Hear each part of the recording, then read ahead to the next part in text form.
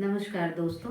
जैसा कि मैंने आप लोगों से कहा था कि मैं अपनी कहानी का अगला एपिसोड लेके आऊँगी, अगर आप लोगों का प्यार रहा तो कुछ लोगों ने कमेंट करके कहा कि आप अपनी कहानी का अगला एपिसोड लेके आइए, तो इसलिए मैं अपनी कहानी का अगला एपिसोड लेके आई हूँ।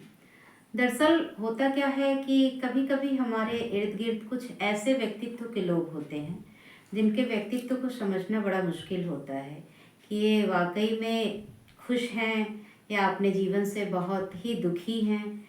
ये समझना बड़ा मुश्किल होता है। तो इन्हीं लोगों को देख के मेरे मन में ये प्रेरणा जागी कि मैं इस कहानी को लिखूं, और मैंने इस कहानी को लिखा। तो इस कहानी का नाम मैंने रखा है एक जीवन का खुलासा। एक जीवन का खुलासा। इस कहानी में एक ऐसे रिश्ते को दिखाया गया है जिसमें प्यार तो है, बट प्यार के साथ साथ सामाजिक सामंजस्य जो है वो नहीं देखने को मिल रहा है।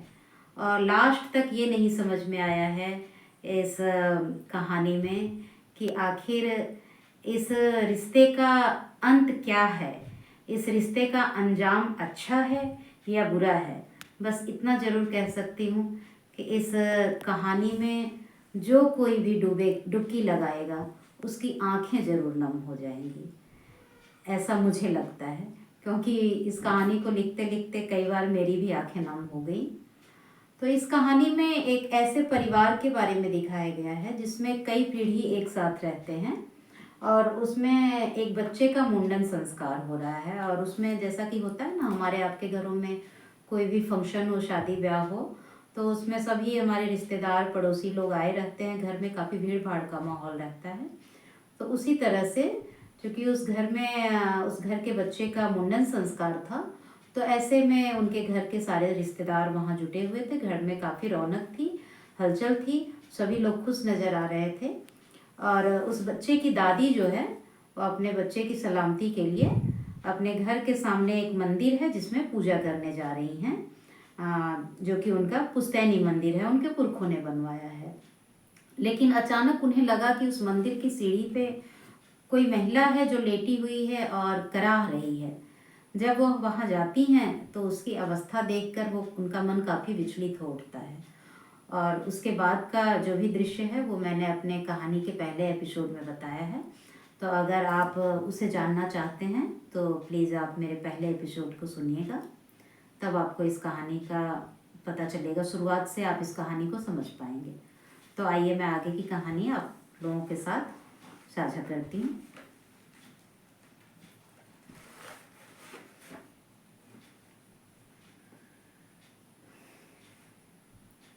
उसे देखकर दीक्षित कुछ पल के लिए वहीं बैठा रहा और उन पुराने दिनों को याद करने लगा जब कामिनी और पवन दोनों एक साथ बेड पर लेटे हुए थे।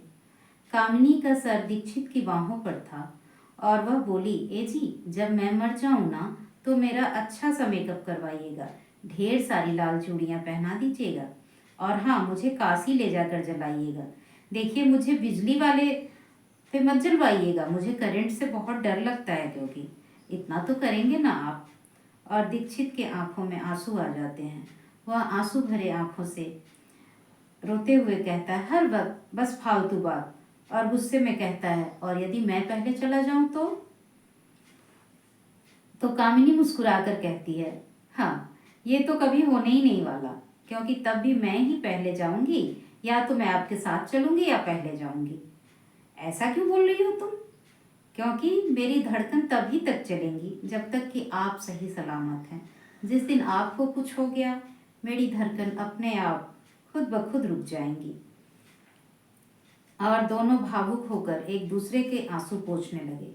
यह सब याद करके दीक्षित जैसे अंदर ही अंदर टूट रहा था। तभी अचानक उसने अपनी जेब से फोन निकाला और किसी को फोन करके बोला, जल्दी से घर के मंदिर पर आओ, तुरंत।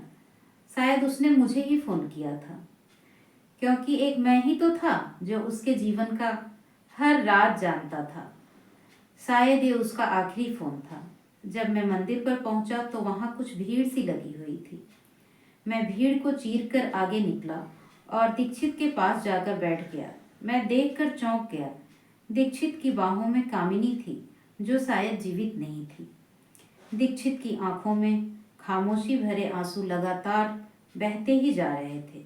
दीक्षित की आंखों से खामोशी भरे आंसू लगातार बहते ही जा रहे थे और वह धीरे से बोला, कामिनी शर्त जीत गई।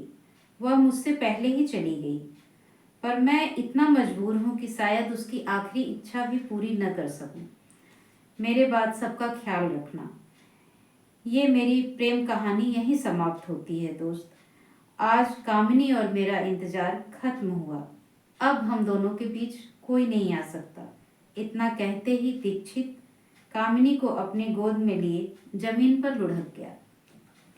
मैं डर सा गया। ये क्या? जब मैंने दीक्षित को उठाने की कोशिश की तो पता चला कि वह तो मौत की गहरी नींद में सो चुका है। दोनों का हाथ एक दूसरे के हाथों में था।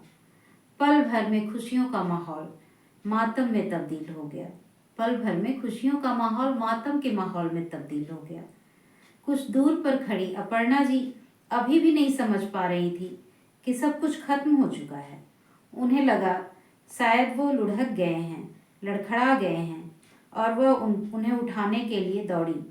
मैंने रोते हुए कहा, भाभी कुछ देर यूं ही सो लेने दीजिए मेरे दोस्त को। बरसों बाद ऐसे नींद आई है इसे। अब वह कभी नहीं उठने वाला। वह हम सबको छोड़कर जा चुका है।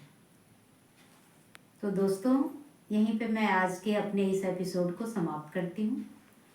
आप लोग मुझे कमेंट करके बताइएगा कि मेरी ये कहानी कैसी लगी आप लोगों को, और अगर इसमें कुछ आप लोगों की सलाह हो तो वो भी बताइएगा। अगर आप लोगों का प्यार रहा तो मैं अगला एपिसोड लेके जल्द ही आऊँगी। धन्यवाद। आप लोगों की ये मेरी कहानी पसंद आई हो तो प्लीज़ लाइक करिएगा, सब्सक्राइब करिएगा और प्यारे प्यारे कमेंट करिएगा। Thank you.